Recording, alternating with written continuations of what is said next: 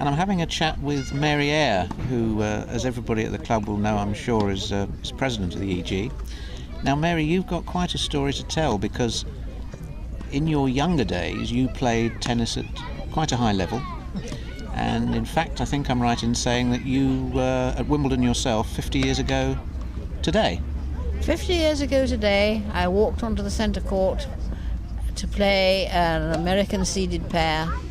The court was almost empty when we went onto it, and when people saw the score outside that we were actually managing to win, it got very full. So it was a wonderful time. Marvellously exciting. Yes, it was. Were you very, very nervous about making an appearance on the centre court? Or? Yes, quite. Once we started, it was all right. Before we started. But it was worse still after the weekend when I had to go back and play on court 1 in the next round. That was far worse, because I had the weekend to think about it. Yeah. So in the early rounds, you had played out in the country at Wimbledon, had you, on the outside courts? Yes, on the outside courts. Yes. And then was it because you were a British pair? Do you think that you got a? No, it was because a match finished quicker than usual, and they were short of a match for the centre court. Why they chose us, I have no idea. We were just waiting to go, and in fact, my family was sitting on an outside court waiting for us to come, and we suddenly had to go down and say, move quick, we're going to the centre court. So you didn't have time to be too nervous? No, I didn't, not that time. No. That was all right. No. And who was it you were playing that day on the centre court? We played Barbara Davidson and Dorothy Node. And they were a seeded pair? They were a seeded pair from America. From America? Yeah. And you beat them? We beat them in 3 sets, yes. And that was quite a turn-up, presumably, at the time? It was a turn-up at the time, very much so.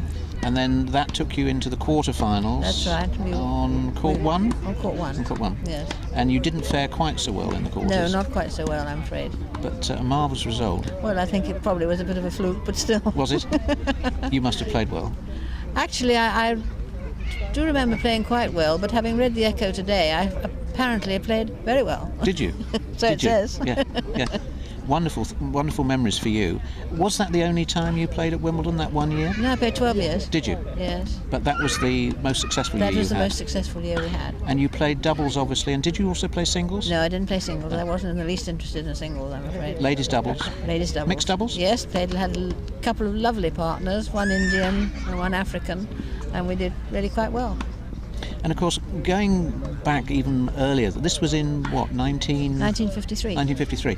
But earlier than that, you joined the club here at the East Glos when? 1937. 1937. And that was because your parents were members here themselves. That's and they'd right. enjoyed some tennis success. Yes. Yes. And hockey success as well? Yeah, oh, very much so. My mother and aunt were both in hockey internationals.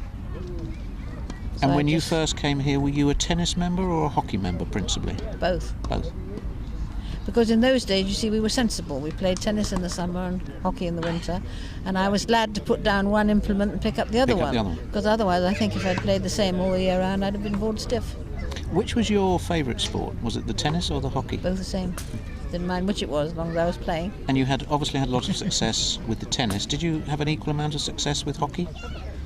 Oh yes, I think so. I was captain of Gloucestershire for many years when we were one of the top counties in the country, and of course I played quite a lot of international hockey. Mm-hmm. And then after that, when I decided it was time to stop doing that, I started to umpire. So I umpired internationally, hockey-wise and tennis-wise, which was lovely. And then eventually you decided the time had come to let somebody else take on these onerous tasks? Well, there are still a lot of tasks to do, because unfortunately the youth of today doesn't like working for sport very much. They like doing it, but they don't like working for it. Supporting it. And I was taught as a youngster that if you took a lot out of sport, it was time you put something back in. And I'm still trying to do that. Well, you are indeed, Mary. I know that everybody at the club's very grateful for the years that you've spent and the amount of effort you've put in here. Thank you very much. And I'm sure it wouldn't be the club it is today without your help. Well, I only followed in my mother's footsteps. Otherwise, nothing would have happened in the very beginning. This, of course, now is quite different to your early days. I mean, oh, yes. Unrecognisable, probably. Yes, I was going to tell a few people about the very first pavilion we had, which was just a wooden shack. It only had one bath in it, and the tea house was the groundsman shed. But we used to run very prestigious tournaments and international hockey matches and do lunches and teas and everything without all that difficulty, everybody seemed very happy. Very happy with it. But then everybody was very willing to help in those Yes. days. Nowadays they're not quite so willing Different to times. help. I mean, moving forward now to today, we're in 2003. Yeah. It's a wonderful weekend, opening up the new clubhouse. What are your feelings sitting here? We're watching some marvellous tennis, some county finals in the sunshine. What are your feelings now about the club? I mean, are you pleased with the way things have happened, or do you pine a bit for the old days?